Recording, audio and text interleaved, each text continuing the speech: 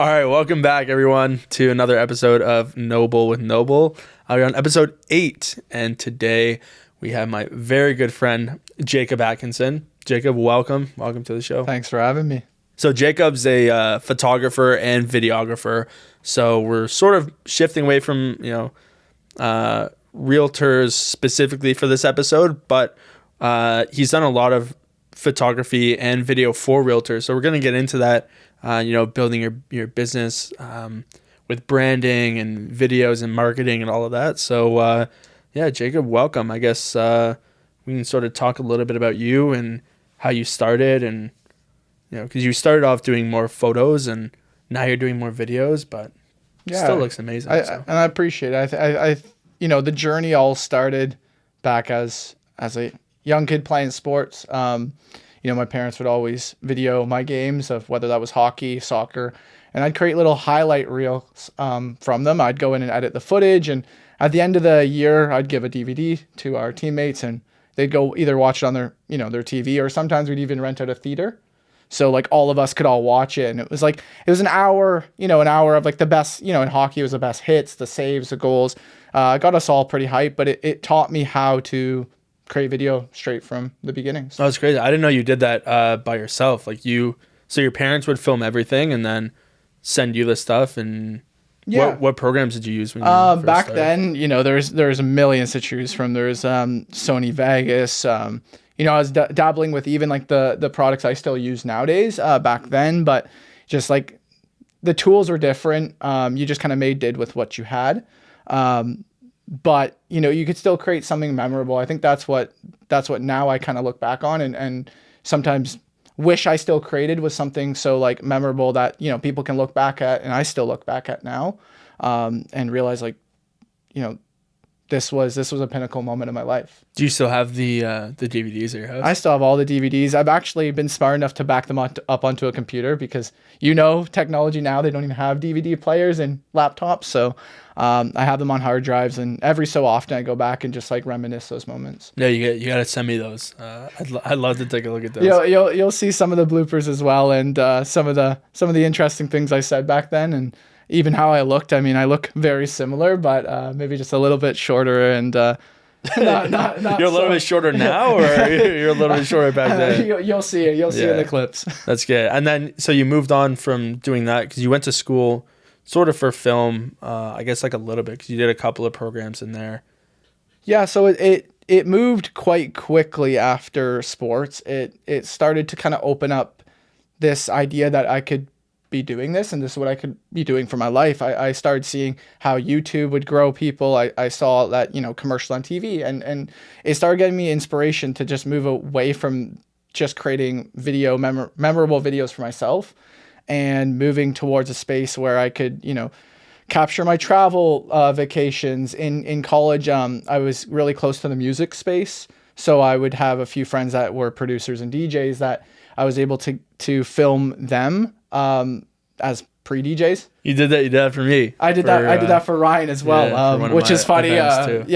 Throwing back to the days, Ryan was DJing an event, and I made an after movie, and that's where it all began. It was a lot of fun, and it wasn't really serious. You could just be creative. You could do what you liked, and it kind of gave me this feeling like I could do this for the future. But yeah, it all started, sports, but it grew to this position where I even took it in school. And when I wasn't studying it, I was still finding myself at night, going to these events, filming, just going out on the streets, taking photos with my friends. It was almost like my whole life really at that point. And it was like a huge influence. Yeah, because I know, you go out on like you even messaged me last week. It was what was it, Thursday or something? I don't know. Sometime last week where you would just go out, head downtown, shoot some video, shoot some photos, and get out there, because content creating is so important in today's date, and going out and posting on Instagram and posting on TikTok and YouTube and all these other platforms. Like, for you to go out and do this stuff on your own, do you find it easier for you to be creative on your own, or would you, like, I know that you've also worked for companies where you're putting out content for them too. Do you find that going out is a lot better for you if you're doing it by yourself, or do you feel like you need more of a creative direction? I find that even just the fact of going out like on my own or going, downtown and just taking photos, that's where it all began. Like, I feel like if you can do it on your own, like in any business, any industry, you have to really be obsessed with just the creation or just the fun side of it. Like if you're in a business and you're not, doing that, I find that, do you really like what you do? Like, I think those nights that I'm out creating, it's like full freedom. It's full, my ideas. There's no one telling me to do it. And I think that's where, I get the most inspiration from. It's easier sometimes because I have full creative direction, but it's also in a way therapy, right? Because there's times when I'm shooting for clients that I might not have that freedom, or it feels like I have to force to do it. Where these nights where I'm out creating on my own, it's my own concepts, and it's a lot of the time I get inspiration from things, whether I'm going through in life or just like learning. Maybe it's my friends going through things, and I want to somehow create that and create a story from it. Right. So how do you differentiate a hobby from a career? Because for me personally, like, I love photography. I know it's, a part of my life. I haven't gone out too much frequently, like in the past, a couple of months, year or so, but I enjoyed that as a hobby and going out and being creative and doing my own stuff. But for you, you're doing it as a career. Do you find it like a blend sort of it's a hobby, but it's also a career? Or are you more goal oriented that, this is what you're going to do because you love it so much that's what's going to push you to become a better creator? Yeah, I think it's a mix of both, where I think a lot of people forget about the hobby part of it, like why they actually are doing what they do and why they're passionate about what they do. Business obviously brings in money, but I think in any industry or any career, what drives you shouldn't be the money. What drives you should be the memories of why you were passionate about what you did. For example, I'm a big soccer player, and I've grown up since I was 2 playing soccer, and I used to create these, in a way, highlight reels of my own tricks, like freestyle tricks. And I learned over time that every year I was not really creating that anymore. I wasn't really creating like work necessarily for me as often as I would.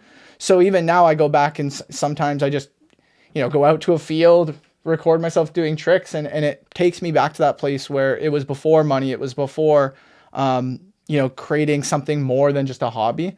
And again, now I've just made it more like a lifestyle where whether I'm doing it for money, whether I'm not doing it for money, like I enjoy it. But yeah, it just doesn't hit the same as what it did before when you just did it because you enjoyed it. Yeah, of course. And that's a really important thing for a business like mine as well, for real estate, is going back to the basics. It's, as soon as you get busy, you need to understand, I spoke about this in one of the other podcasts, we were talking about it, that it's like a roller coaster, right? It peaks up, it goes down, because you get busy and you forget about the basics and going back and, the things that got you to the peak. And it's actually really important to go back and do those things, go back to the basics and do those things again, because that's where your foundation is. That's where the base is. And same thing with this career. It's if you're worried about the money, that's not where your head should be. Obviously the money comes after, but if you can understand that this is a job where people are trying to help others and help them, in my case, get a house, for you, build content for yourself, realize that if you love that enough, then the money will come after. And it shouldn't even be about that. If you love it, you're in this job for a reason, that's, that should be one of your reasons. And I know a lot of people, like, for me, it's just refreshing. I would constantly be in this roller coaster cycle of, having so much inspiration and then being burnt out. And it was such extremes, and it would fluctuate all the time. And I felt like a lot of content creators or artists in general, whether it's music, whether it's painting, even in other industries, feel this like, when times are busy, you're full inspiration, but then you get burnt out real quick, and it fluctuates. It's a roller coaster, goes up and down. And I tell people all the time, they say, well, how do I get over burnout?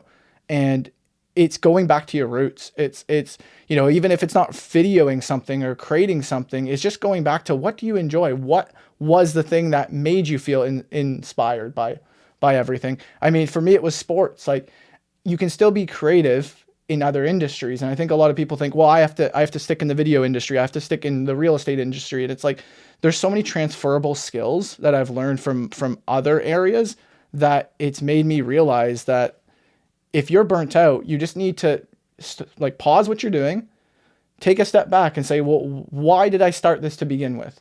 And that's the biggest piece of advice that I learned from burnout is to stop that roller coaster. You just got to take a pause. And for me, it was music. I'd go back and I'd DJ and just in my room, just come up with some songs. And that was still creative. It still funded my creative mind, but it was something different than what the normal. Yeah. It takes your mind off of one thing. Like you said, it's transferable. You take your mind off of one thing, focus on another, and that'll bring your creative process back up, right? Everyone gets a mental block at some point in their life, and it could be multiple times a year. It could be multiple times a month or even a day. But yeah, like you said, making sure that you go back to those roots and figuring out why you're here and why you appreciate what you're doing is, super fundamental. And that's why when you spoke earlier about going out on your own and just deciding to go downtown and create content, that's a lot of the time from burnout. So it's like, I'm just going to go down, walk around. Sometimes I even just go in my car, throw on some like really good music, drive around and see what I see, because seeing is content creation. It's how you see things differently than different than you, then it's the way of seeing. And that's why everyone has their own styles and so unique. And if you create a video, it's going to be different than I am. And it's always going to be different. There's no way that you can replicate exactly what I can do, vice versa.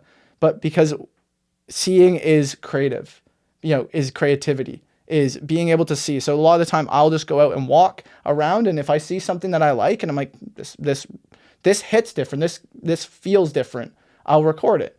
And that's where I get the inspiration from, is just seeing. That's why I love rain. A lot of people are like, why are you going out and filming in rain? It's because everyone else isn't, right? It's different. And I get to see perspectives that other people don't get to see. I like reflections, puddles, lights, bouncing off of things. People don't see that when they go in rain. They go, oh, it's miserable. I want to get home. And it's like, I understand that because it's cold, it's rainy. But if you put yourself in a situation to see in a different lens, you'll see what I see. See in a different lens. Yeah, because I see on Instagram, a lot of people are like, oh, that's such a great shot. How'd you get that? And I was like, I put myself into a situation that you probably would have never. Right. And that's huge. So do you do it based on your mood? Is it, or is it, I know it's a rainy day. This is where I like to shoot. This is my niche. So I'm going to go out. Or is it, like you said, you feel like you're burning out and the day is gloomy or it's night outside and you decide, hey, maybe I'll just go take some time to myself. So is it mood based or is it like creative based? I think it's again a mix of both. I find that if it's not one, it will be at some point. So if I'm downtown, I just want to get downtown. Like my friend Oren, he hit me up and was like, hey, let's go shoot content. And nowadays, not like before, I don't really. I treat my work now as more like film, where it's like you only have a limited shots, where before it was like it's easy to just snap. But the difference is now I treat it more as film, where I take in more but shoot less, where before I used to shoot more and take in less.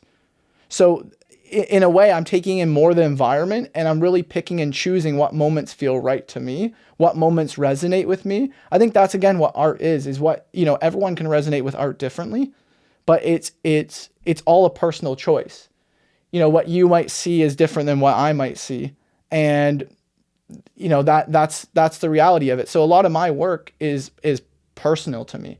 Same with like a song to an artist. It might mean something different to you than me, but it's again, we create it out of a feeling. We create it out of, creativity. I like the colors. I like, that, but there's also a deeper meaning to it. So when you do work, for example, you've done work in real estate where you're doing videos for that. Is that also personal or is that more, obviously you have your own creative style, your own creative niche, but are you doing your own style that's catered towards what someone else's vision is?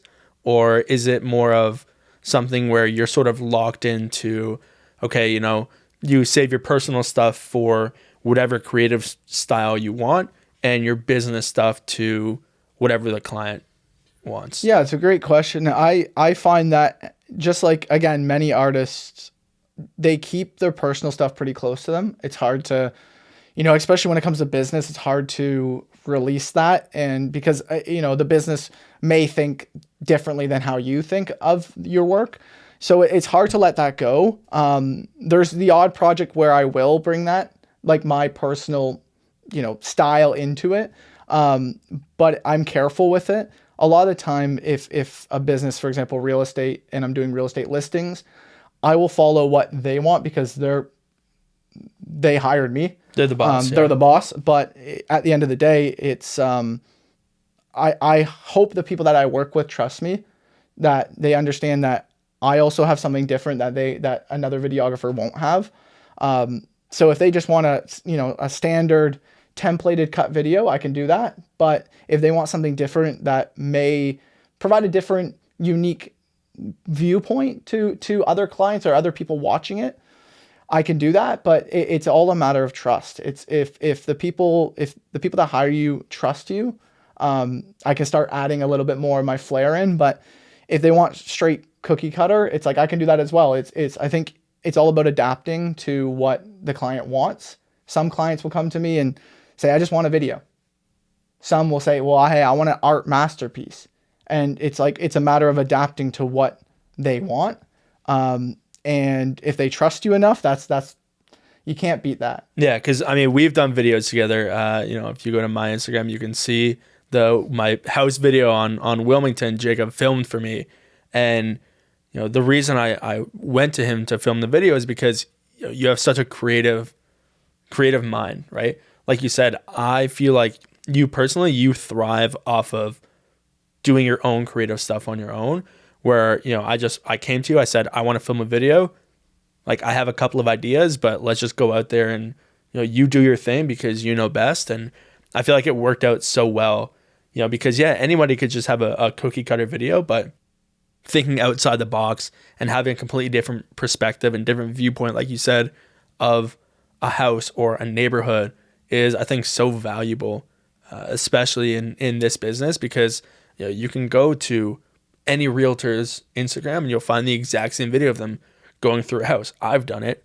Everyone's done it, where they just walk through the house, you know, here's what this house looks like. And, you know, you may take that video and yeah, it's boring. But when you bring something fresh, bring something new, I feel like it's so good to see. It's so nice to see because it's a change, because people don't expect to see a creative video from that side of things. And you know, I feel like when you bring that out of me personally, bring that out of me and bring that out of other people, it benefits you just as much as it benefits everybody else, or even more. Yeah. And I can speak upon most videographers, that when we get that creative freedom, it's a way for us to make that difference, right? Like I think every videographer has, or most have a unique style and a unique way that they think will work best.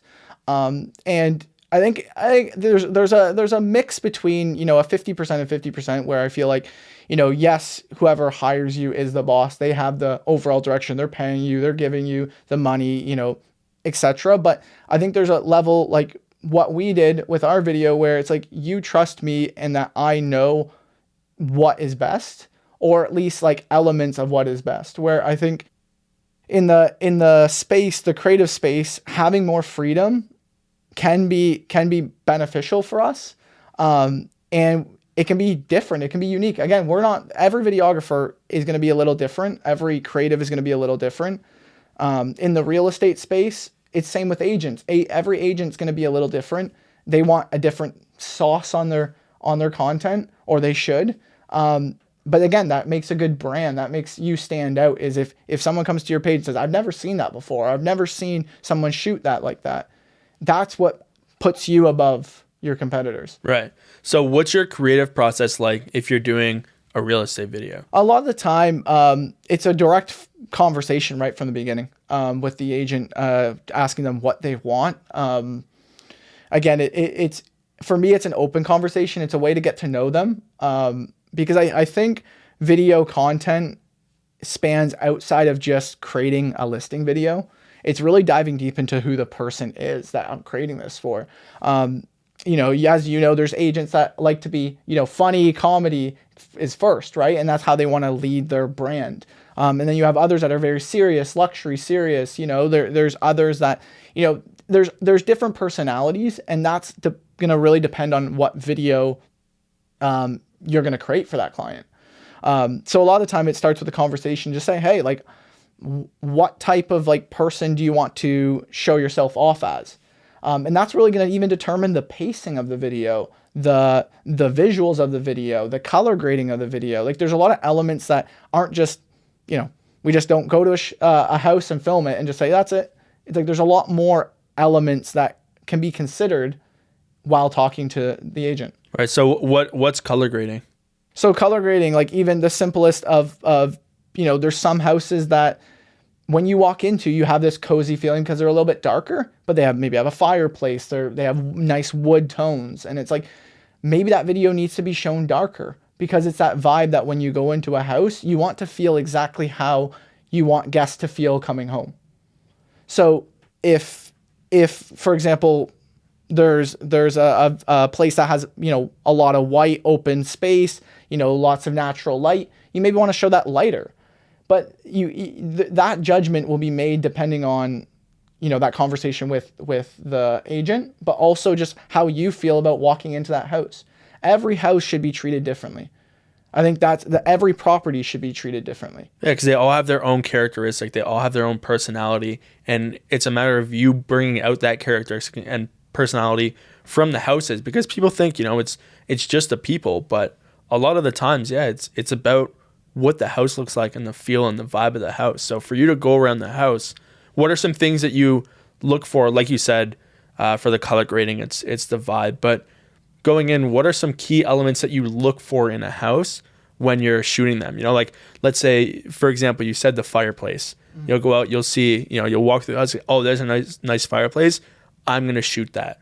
What are some things that you look for that catch your eye? Yeah. I think the elements that can cause a feeling to somebody that lives at home, like could be living at that house, or apartment or condo, whatever it is.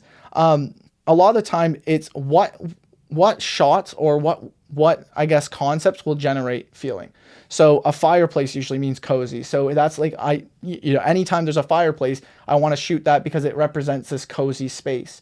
Natural light. A lot of people die over natural light. They want natural light. They want big windows. So I want sun peeking through the windows to show that it's like, hey, you could be the one sitting there. Naturally, it's that coziness. It's that open space. That's why it's important to think about these things when going to shoot a house. It's not just a simple walkthrough. It's like you look at these elements and you say, well, what feeling do people get? I know I've done a video recently of a house, and what we did was we threw sound effects over the specific rooms.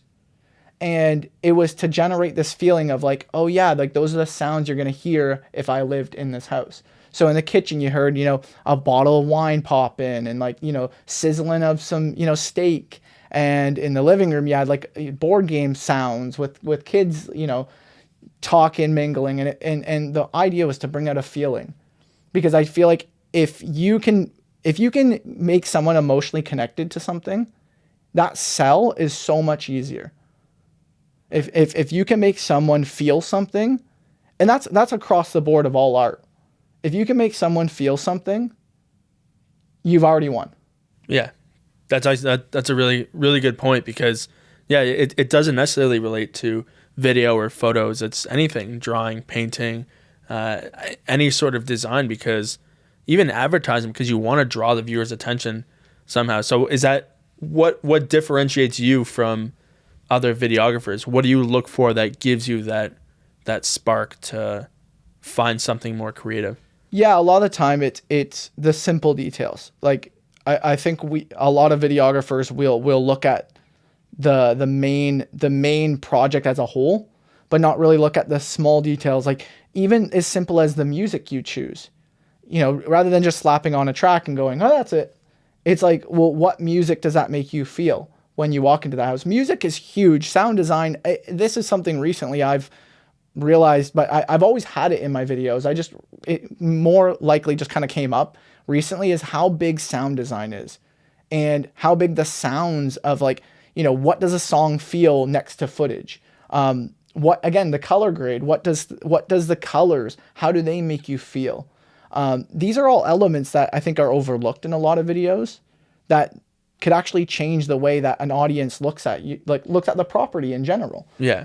It's also like that for movies too, you know, like you always watch those videos of that sound. I don't know what the name of the career is, but the guy who does all those sound effects for movies, you know, like something like a Foley artist. Yeah, that's what it's called. Yeah. Where they go and they do all these like weird sounds that, you know, you don't realize you see a horse running in a movie and you think like, oh, you know, it's just like a horse running, but you don't know that there's a guy behind the scenes using all these different materials from a broom closet and trying to make these sounds for you, because that's super important, but it's so like people look past it because they don't realize the art from it, right? Like you go in and you'll look at it and you'll listen to that sound. Like you said, you'll put a video on Instagram and you'll put a sound, and even if it's just like copyrighted music, or copyright free music, there's still a ton of stuff out there that you can go and you can find and put out there, because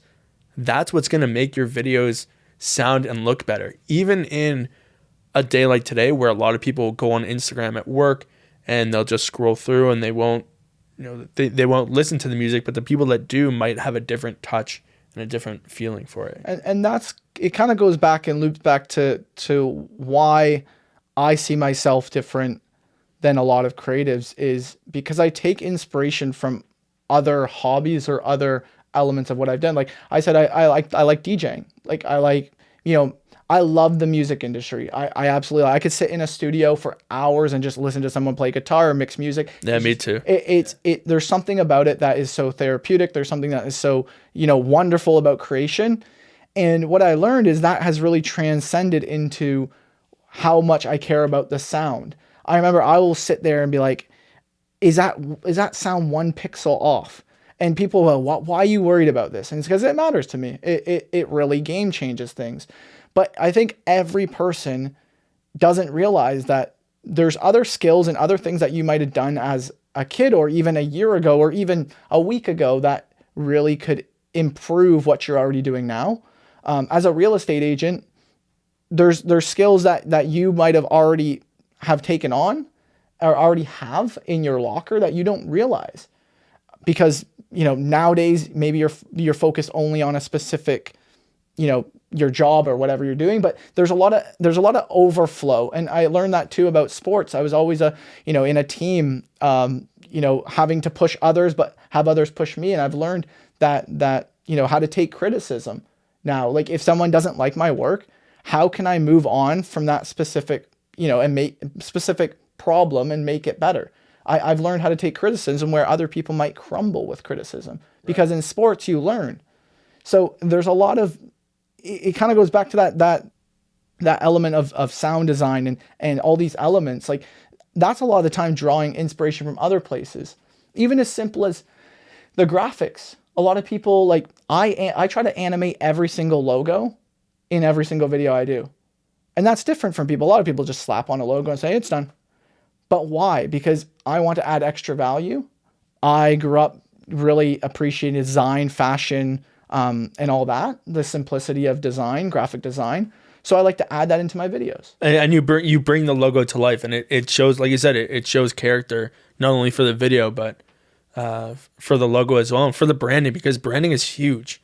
Right? Like you mentioned, it's something that's so big and people look past it. They think, oh, you know, like people want a cool logo, but it's a matter of how you brand yourself, right? Because you can think of so many different logos and those companies. I could flash it on a screen for half a second, and, you know, I can flash a specific, you know, I can flash a McDonald's logo, for example. Flash McDonald's logo for half a second, you'll be like, okay, that's McDonald's. And even to go a step further, I could flash the color of McDonald's, just that color yellow on the screen and say, what is the first thing that reminds you of this color? And you'd say McDonald's. So yeah, like you said, branding, bringing the creative stuff to life, and building your brand itself is just as important as a video, because we spoke about this earlier. People are going to come to me if they see something that's different, that's new, that's fresh. Because as soon as you start seeing the cookie cutter stuff, people are just, they're going to like it. They're going to look past it probably. But they see something creative. It's just like anything now, right? With trends, trends come and go. But it's the start of that trend that blows up because someone's doing something different. And it goes to talk a lot about how important branding is. And I think a lot of people don't understand that branding isn't just your logo, just your colors. It's a massive element of it, but branding is who you are. And at the end of the day, it comes back to this the simplicity of who you are, the journey you've taken. No one's going to take the same steps you have, and everyone has inspirations. Everyone has people they want to be like. But the benefit and what you have that no one else has is those steps, that journey. No one else has that.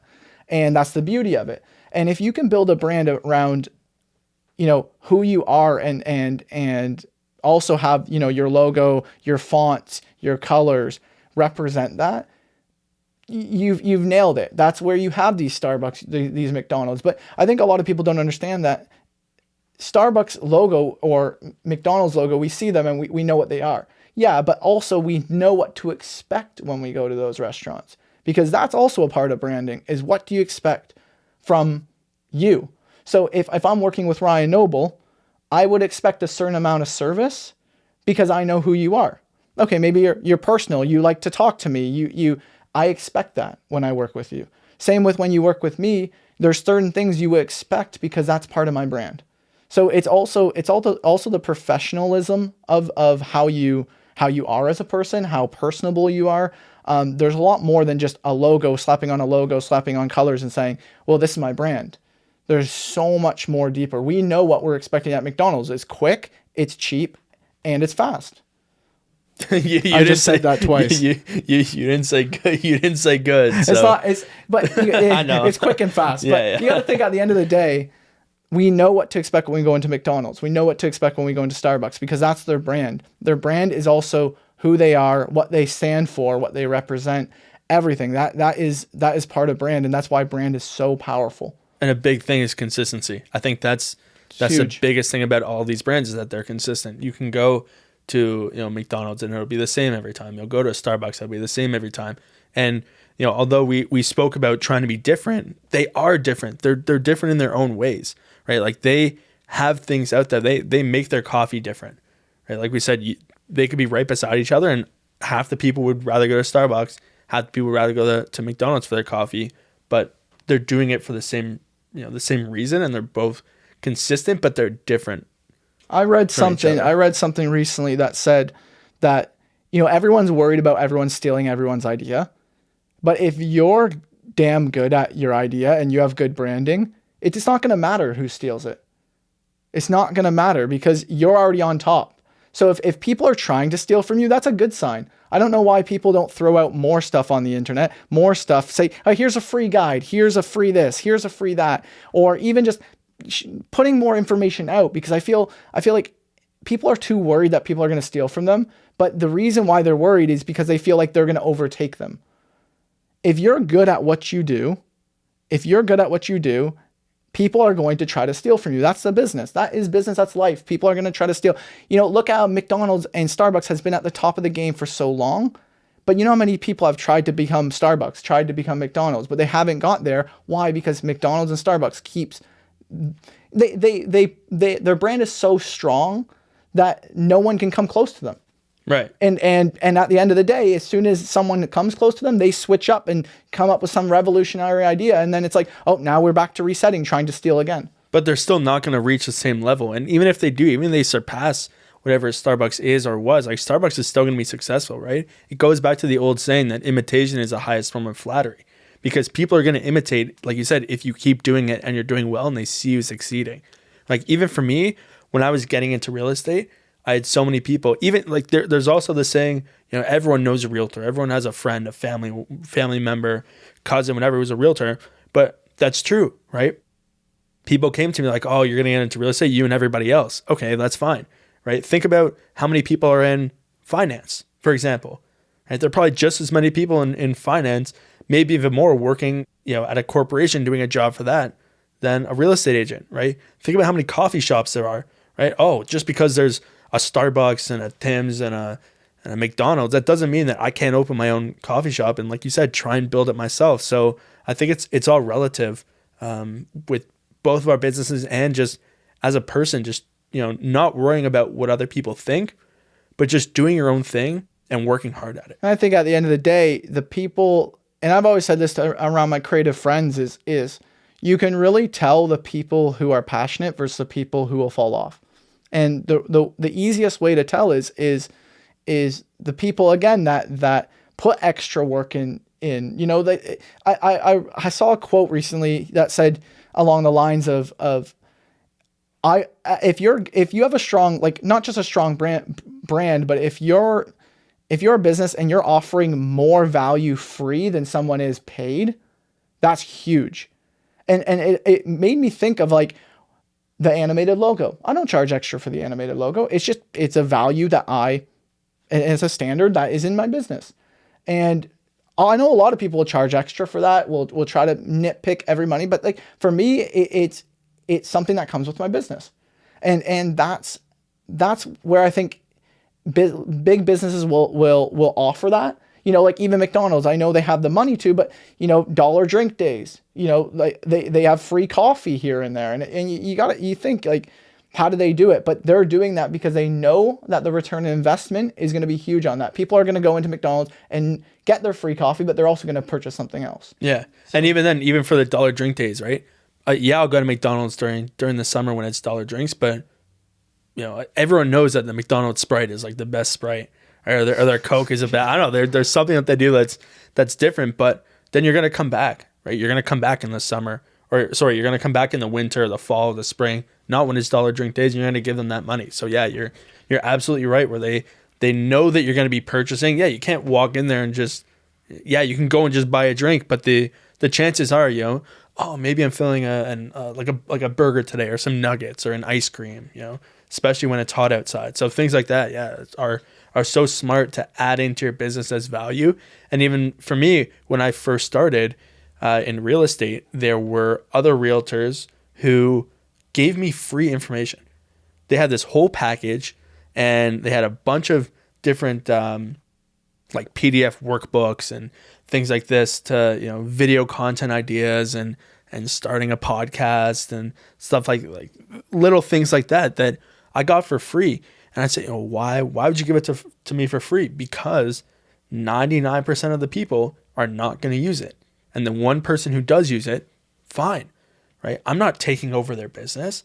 They're like, I'm not going to be, bigger than they are. And our businesses aren't really going to collide, but it's the fact that those people are giving away the good information for free. And I don't have to not worry about paying them, but, I'm sure they have other content that is paid for workshops and stuff like that. You know what the pay is, though? The pay is being remembered. Right, exactly. Right? Like, so I'm going to remember them. You're going to remember forever. Them. So if someone comes back to you and says, hey, who do you recommend in this situation?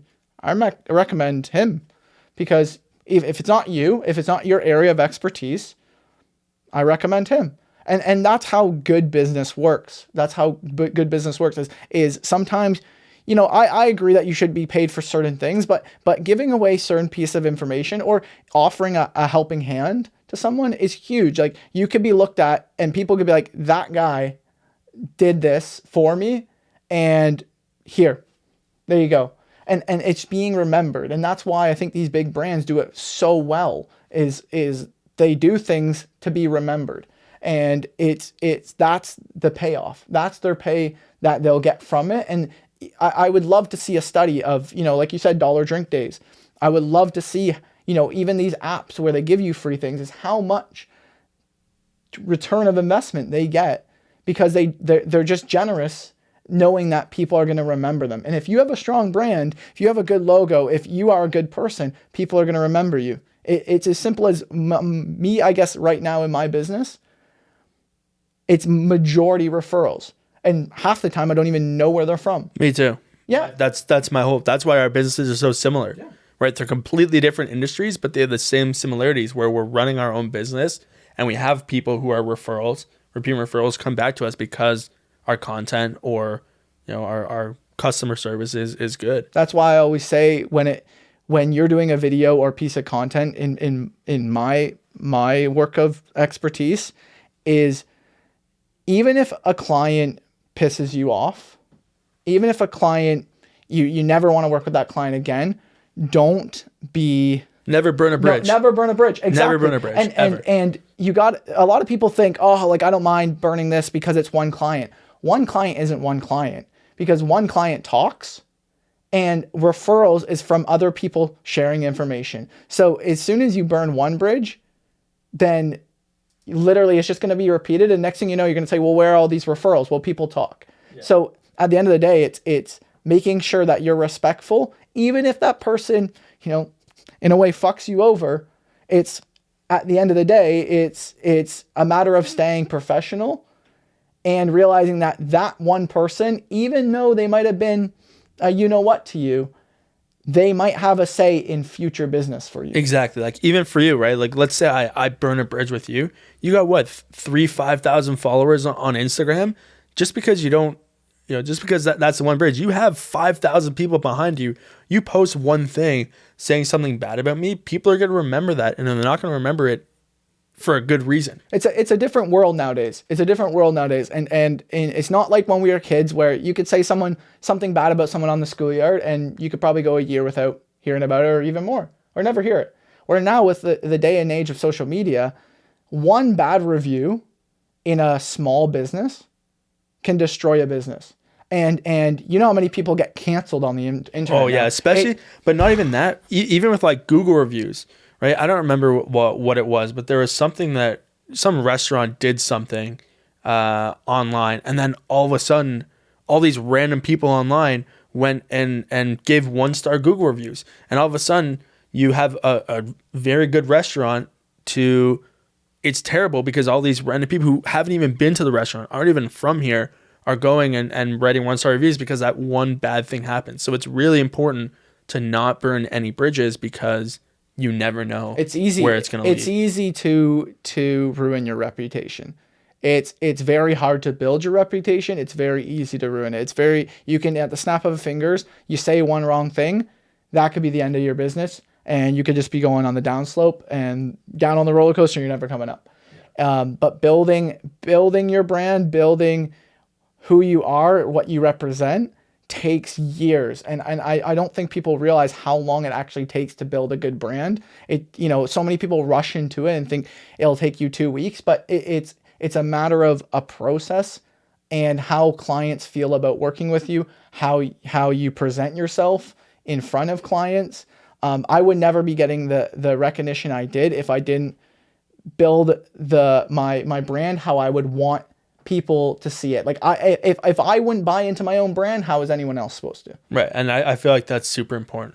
So we're actually close to the end, which sucks. I mean, it's been such a good conversation, but I want to leave you the question: what's one thing that motivates you to do better business? Because a lot of people here might not be motivated, might think about taking that leap and taking that step. Okay, tomorrow I'm going to do it. But what's something that grounds you and says, okay, this is what's going to motivate me to go and be better day by day? A lot of the time it comes down to strictly like me as a kid, right? Like what, they say all the time, like, oh, you only have so much time in this life. And at the end of the day, if years go by and you still feel like something's missing, something is missing. So a lot of the time, just sitting with yourself and really prioritizing, like, what do you want, or what do I want to try to do? Everything is a process. Everything is trying and learning. I remember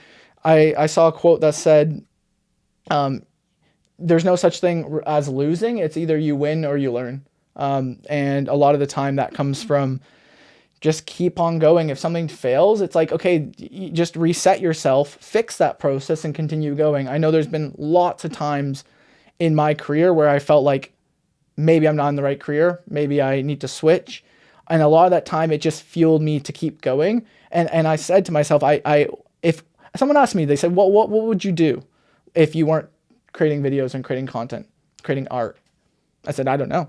I was the same. And as soon as that happens, you know that this is meant for you. And there's a lot of noise out there. It's getting past that noise. It's just doing your own thing and focusing on you. I think taking everyone out of the question and sitting with yourself and saying, is this what I really want to do? Because a lot of people will create because they want attention, will create because of the attention, will create for their followers, will create for whoever. But if you're creating for you, whatever industry you're creating for you, you're doing it for you. That's it. Like you just got to be honest with yourself, because as soon as you have external factors, you're going to burn off. You're not going to be the guy that's 80 still, wanting to create art. You're not, because you're going to burn out. Yeah. You got to be that guy to just do it now. Do something that you love, because if you don't do something you love, you're not going to go, like, you're never going to be happy. You're never going to be happy. And you're never going to feel the fulfillment. And at the end of the day, like, I don't want to be that guy. I don't want to be that guy that is 80 and looks back and says, well, hey, if I was your age again, I'd do this. I never want to be that. And I remember, my grandparents always saying that, like, hey, if you're going to do it, like, do it now, especially in when you're early on. Like, you have time to turn things around. You have time to quit your job if it's miserable and you don't want to do it, and try. I'd rather try and fail. At this, I'm so far into my business now that I'm like, it either fails or it succeeds. And I'm good with either or. Obviously, I want it to succeed, but if it fails, I just keep going because I'm obsessed with it. Right. That's great. Well, anyway, thank you, Jacob. I really appreciate it. That was a really good chat. Where can people find you online? Because I'm sure a lot of people would love to see your videos because they are incredible. So right now you can, my business that I'm currently still working on, but I'm taking any inquiries. So all of you, if you want a sweet video, hit me up. Look up Distant Ventures on Google. There's different avenues of the website, Instagram, Twitter, have it all. And also, if you want to contact me directly, you can follow me at JIATKINSON 7. Maybe it'll be in the it'll be in the description. Maybe it'll be down below. J.I. Atkinson. Yeah, 7, J.I. Atkinson 7. You could just hit me up, and I'd love to even talk. Have it just a talk about any subject today, or just business in general. Let's create.